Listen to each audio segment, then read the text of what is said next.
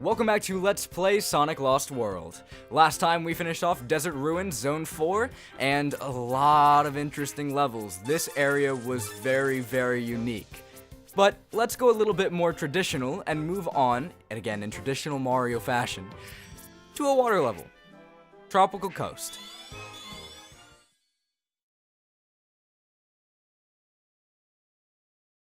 No cutscene, right into the action. I've talked about areas being vibrant before, and I was in a desert world, and I thought it was a good time to mention it simply because it was a desert world, yet it was still, somehow, very, very visually interesting. But here is where the colors really burst, and the vibrant nature of the game shines. There's so much here to look at, and it's all so beautiful. It's just so great. I love this area so much. It adds a lot of the nice grass effects from the first Windy Hill Zone, so the first world, but it adds so much more uniqueness to it. A lot of these areas follow a specific type of world design that we've seen before. You know, again, the traditional water world, the traditional desert world. But a lot of people fail to recognize how unique some of these can be within the context of Sonic Lost World. I don't want to go all the way over there. I do want to grab this. I'm not getting every single red ring out there, but I do need them to unlock circuses, so I do want to at least get a few, you know? The water in this game is actually really beautiful, too. Like, the sides that keep you going within a specific straight line here aren't that pretty, but the water geysers, oh my goodness, so pretty. So beautiful. I actually do want to go back here, because there was, if you noticed, yeah, here it is. A golden cannon. Let's see where that takes me. A Mach speed section. Oh. Alright. Usually in Mach speed sections, you do see those spiky balls rolling around. It's a really easy obstacle to put in here, and I think it works pretty well. Will this take me to another one? No, it won't. Okay. It looked like it for a second just from the way everything was laid out there.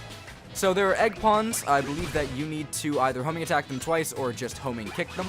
Doesn't particularly matter. I would recommend experimenting with homing attacks and homing kicks on every single enemy. It's worth it to see which works the best within the context of each enemy. Egg pawns make it a lot easier to kill other egg pawns with homing kicks. So it's worth homing kicking them, and it's worth homing kicking a lot of different things. If you can't kill something with the standard means, then try other means. I think actually adding another variation to the homing attack is pretty neat, and it makes you have to think a little bit more than just, oh look, enemy, let me homing attack it, because if you just go around randomly homing attacking a bunch of different things, it's really going to get you nowhere quick, because you'll take damage from certain enemies, you'll not be able to progress in the level without taking significant ring lossage, if you will. I actually don't want to move on here. You can completely ignore this, but I do kind of want to show it off just for the sake of doing it.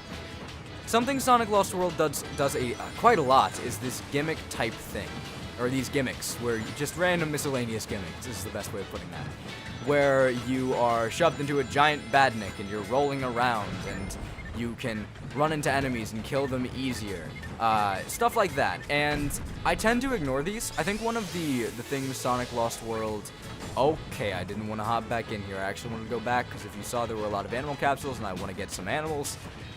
But I think something Sonic Lost World does a lot, which I'm not particularly fond of, is these gimmicks. Because I think Sonic, as a character in this game, controls very interestingly. And I feel like there's a lot you can do within the context of level design with Sonic's new moveset that works really, really well. But they just had to add in a lot of gimmicks. There's a lot of gimmick levels, especially later in the game. So, I don't know. I'm not a big fan of that idea. I don't think it's too intrusive.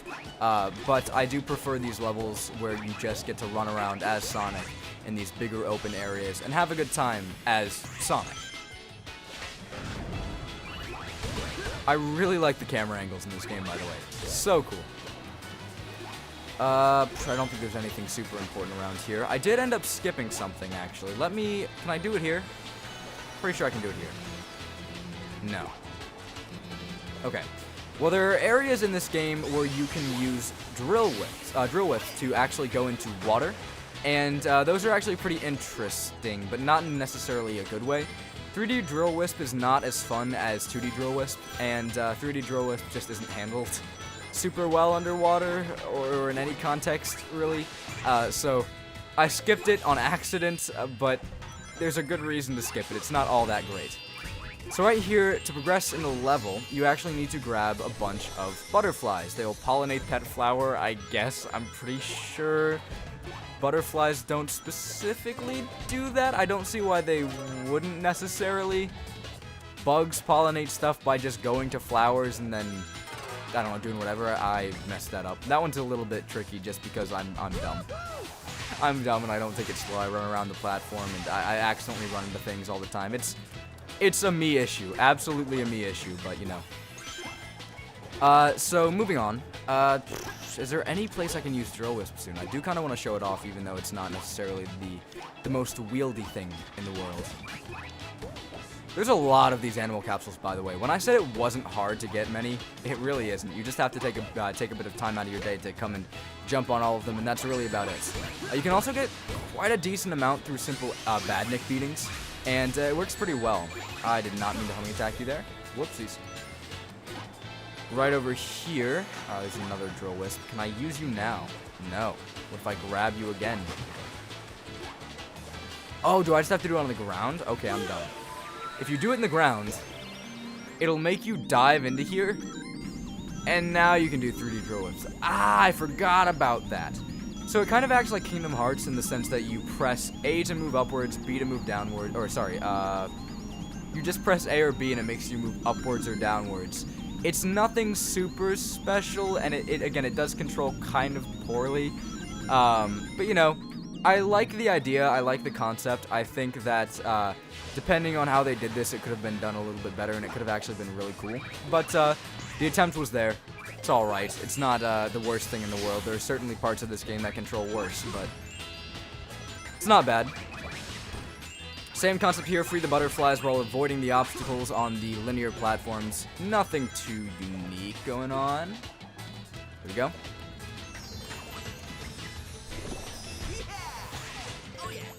And they're back, the clouds.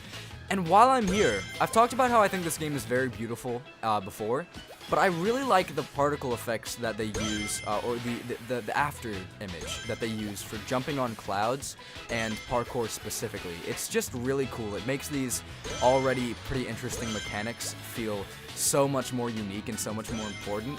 It's really neat. I love it a lot.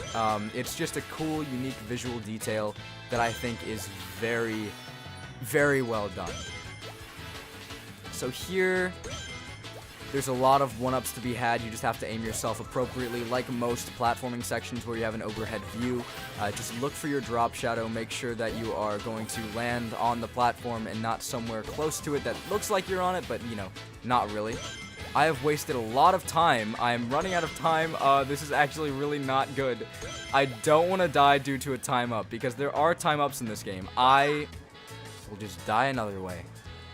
So I messed up here because I was getting a little bit angsty, but this area isn't actually too bad. Again, drop shadow is your best friend.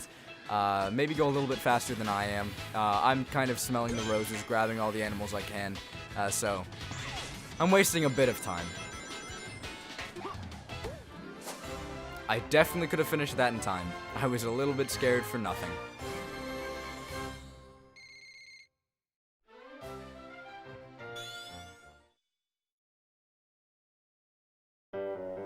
Alas, poor Cubot. I knew him well. Arr! Me voice chip's all cattywampus. Thanks to Sonic, everything's gone cattywampus. My cacophonic conch was the only thing keeping those 6 maniacs in check. Some sort of a natural inhibitor to their powers. Very painful. And very rare. The Zeti have an innate ability to manipulate magnetic fields. They can make electronics, including my mechs, do interesting things. I controlled those powers with the conch until Sonic punted it away with his typical stupidity. Well, get lost, Eggman, and let us get things under control. I hope the Zeti eat you alive, you meddling hedgehog. Okay, if it pleases the court, all those who think Eggman is a total bonehead raise their hands. Well, there you go, folks. The motion is passed unanimously. I didn't raise my hand. It's childish, but I like it. It's cute little things like that that make me really enjoy the dynamic between Sonic, Tails, Cubot, Orbot, and Eggman so much. We'll be seeing more of that later, and it's just gonna be as great as that. I think that the writing, again, isn't good for an overall or overarching story, but I think the little character moments are what makes it really shine.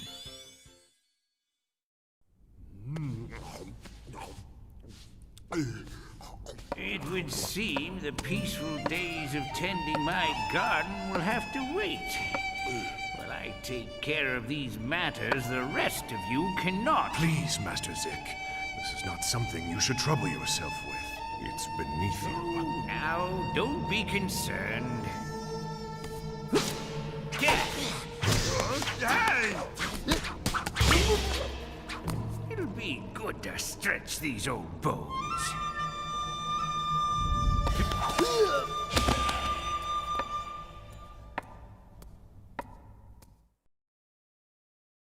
I love how they make the master of all the Zeti the third world boss. Ah yes, you are so great indeed. But we just got introduced to the mechanic of this level. We are going to be grinding fruits to allow us to continue on. There's no water, so we gotta deal with fruit juice. Delectable. Can I? Oh, these are robot orange. I didn't ever realize that. That's actually kind of really funny. But moving on. There is a lot of stuff over here that we can get if you just immediately jumped onto that next island using a spring. Why could I not remember spring? You know, you would miss a lot of that. No red ring. So that's no good. So these things break at the slightest touch of pretty much anything. You can make them run into trees, you can make them run into these random totem poles, and they'll snap, but they'll also break the thing they run into, so that's pretty nice. Let me see, is there anything around here? There's you. Some more badniks. I think that's really about it, though. Yeah, there's not all that much, okay. Let's just continue on, then. All you have to do is guide these fruits all the way over here into these grinders, and again, it'll make fruit juice. You can continue on in the level. This is essentially a less annoying version of the watermelon game in Super Mario Sunshine. It's not the greatest mechanic, but it certainly isn't bad, and I think it works relatively well. It gets a little bit annoying when you're trying to go around the level and just do a bunch of different miscellaneous things. Whoa, I forgot that the watermelons have a vendetta. Okay. That's not I can't speak. That's not cool. Nor fun, nor something I really want to deal with right now while I'm trying to free all these little woodland creatures. They don't break to spikes, though. That's actually good. I was under the impression that they did, but me being wrong is actually a blessing in disguise for once. I don't think there's a whole lot going on here. I just need to break one of these. I can now no longer get that red ring, I don't think. Well, hold on. Never say never. Yeah, I don't think I can get it. Let me see if I can use... No. They actually programmed the game well. What the heck? I can't abuse the planetoid structure to actually get that red ring that I messed up getting. Whoopsies, my bad. I guess that thing is going to stay up there. This was all the way over... here. Hey, how you do? Oh, wow, you're back already. Wild. It running into stuff like that because it has a mind of its own does get a little bit annoying, but it's not awful. Alrighty. There we go. Keep in mind, those grinders do damage to you as well. This is a really visually interesting level. I love how the different fruits create different colors of juice, which, you know, it's kind of like a no-duh, of course they would, but it just creates a nice visual feel. It's something that makes the level feel a lot more unique. These guys are back from Sonic 3 and Knuckles. They blow you back. They're more interesting, or they're more annoying than they are actually harmful, which seems to be a few enemies in this game. There's quite a few of those, I think. Actually, no, are there? I feel like they're just so annoying that I kind of like, they stand out in my memory amongst a lot of other enemies that just don't do that, so I don't really think they're that frequent. I think they only appear in this level as well. Maybe one more later on down the line. It's cool to see them in a 3D space though. It's something you don't always see. Right up here we have Rocket, another returning Wisp. Let's see. Let me explore this area first and see if there is a grinder that I need to worry about. I don't think so. I'm pretty sure that I just have to use Rocket Wisp here. Let's ignore this thing. It's now an obstacle instead of something that we have to use to continue on and progress. Right over there, you take damage from these. I forgot about that. I knew it would break, I just forgot I took damage from it. You have to worry about these chicken guys. I forget what they're called. Cluckers or something? Something along those lines. I'll look into it. But they're a little bit annoying. This is definitely going to be an interesting platforming challenge, because now these guys are genuinely harmful. If they stop you in midair there, you are going to have a lot of issues getting back onto the platform once he's done blowing air. So that's something to think about, something interesting to worry about while you're doing that platforming challenge. Up here, why did I go through that and just not? Okay, for some reason I didn't interact with that. Very cool. Let's see, where's the correct area to use this? I'm gonna kill all these badniks first though, because I do want the animals. You can get a lot from these levels, man. There's so many. Let's try right.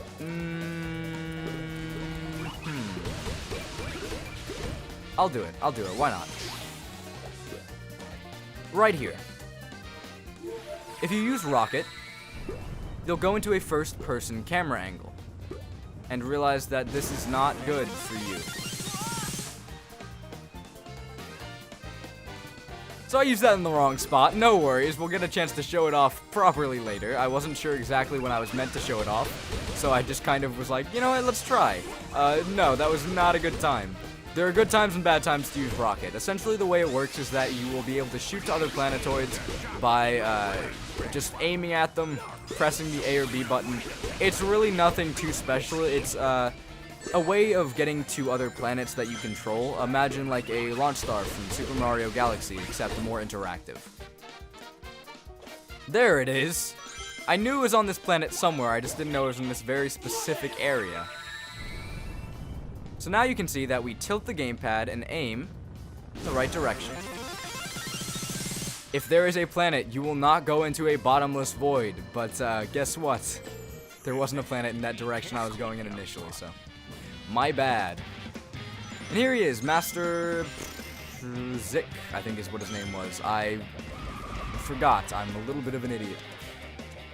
He's riding a fruit, and we know what to do with fruits that are being a little bit mischievous.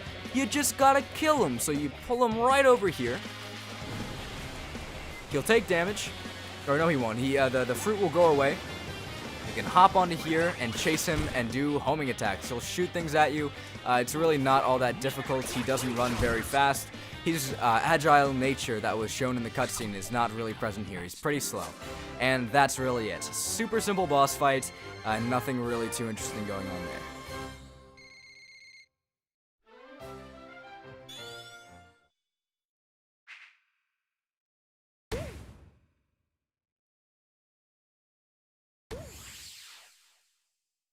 Oh my god. Next episode is going to be amazing. I love this level so much. We're gonna get to that. But that level is amazing. That's one of the levels I've gone back and replayed the most, I think, in this game. But before that, let's do a circus really quickly. Now we have a seesaw. Now we have to rely on both Sonic and Tails. This time not at the same time. But we have to worry about both of them staying alive and both of them flinging each other up using this seesaw. It's kind of interesting.